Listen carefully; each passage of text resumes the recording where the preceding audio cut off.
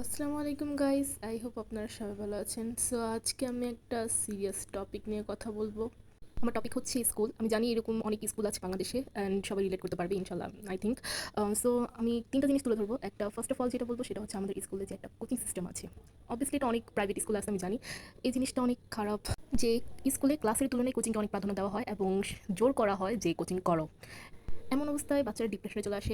আমাদের স্কুলে এমন একটা জিনিস আছে যেটা আমার একেবারে বাজে লাগে, সেটা হচ্ছে কিছু কিছু সাবজেক্ট ক্লাসে করা হয় এবং কিছু কিছু সাবজেক্ট কোচিং করানো হয়। সো আমরা ছোটো থেকেই জানি যে কোচিং হচ্ছে যেখানে আমরা নিজের এইচডব্লিউগুলো পূরণ করতে পারবো, অর বেসিকগুলো জানতে পারবো টিচারদের দ্বারা বুঝানো আর কি, এগুলো করে দেয় টিচাররা কোচিংয়ের টাইমে। বাট আমাদের ক্লাসে এরকম হয় না, আমাদের স্কুলে এরকম হয় না। এই জিনিসটা অনেক বাজে লাগে যে আমরা যারা কোচিং করি না তারা সেই সাবজেক্টগুলোর আর কি ক্লাসগুলো পায় না, কারণ সেগুলো কোচিংয়ে করানো হয়। আর আমি এটাতে অনেক ডিসঅ্যাপয়েন্টেড যে কেন এরকম কাজ করে টিচাররা, যে কোচিংয়ে এগুলো ভাগ করে দেয়। আমরা ছোটোবেলা দিয়ে জানি যে কোচিং প্রাইভেট টাইপের মতো, টিউশনের মতো। সো এটা তো উচিত না তাদের। দ্বিতীয় টপিক হচ্ছে টিচাররা আমাদের সবসময় শিখেছে যে বড়দের সম্মান করা এবং ছোটদের স্নেহ করে, বাট তারা ভুলে যায় যে এই জিনিসটা হয়তো বা আমি জানি না। এবং তারা অনেক টাইমে আমাদের প্যারেন্টসদের অপমান করে, অপমানজনক কথা বলে, যেটা আমার একেবারেই বাজে লাগে।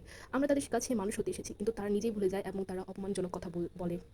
এমন অনেক টিচার আছে যারা নিজেদেরকে অনেক শিক্ষিত মনে করে এবং আর কি ভাবে যে তাদের মতো আর কি শিক্ষিত শিক্ষিত কেউ নাই।